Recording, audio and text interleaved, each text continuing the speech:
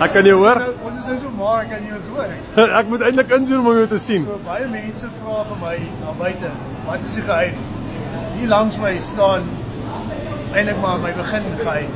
So ek het op TikTok het ek vir my skill begin volg en hy's 'n carnivore coach. So hy coach mense hoe om op die carnivore leefstyl nie net hoofsaaklik gewig te verloor nie, maar hoe om gesond te leef. En nou ek weet baie mense sal vir my sê as jy cholesterol het, kan jy nie na Kobus luister nie. Ag, ek sê vir jou dat daai mense wat dit vir jou sê, is ook maar mense wat doemprofete is. So gaan volg vir Kobus op TikTok en op Facebook.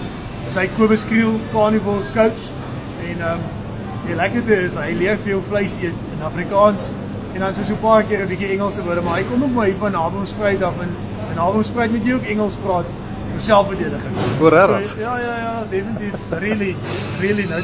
Kobus verstaan nie wat ek nou sê nie, maar really beteken regtig. So ja, volg hom asseblief.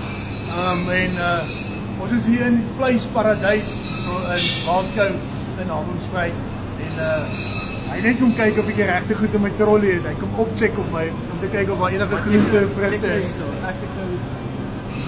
Ja, yes. Waar is die maag? Waar is die meer 'n maag?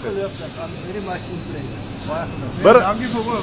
Maar jy was 'n 4XL en jy is nou 'n 7XL. Jy was 'n 7XL. Ja, en ek is nou 'n large. En hy's nou 'n large, maar medium sit lekkerder. En ek eet lekker. Dit is kom ek wys julle wat eet ek. Yes. Dis wat ek eet. Hierdie is wat ons eet. Dis gesond om te eet. Kobus sê is gesond, as hy sê is gesond, hy eet ons. Ons sal maar eers vir 'n tydjie nog weg bly met die dop. Cheers.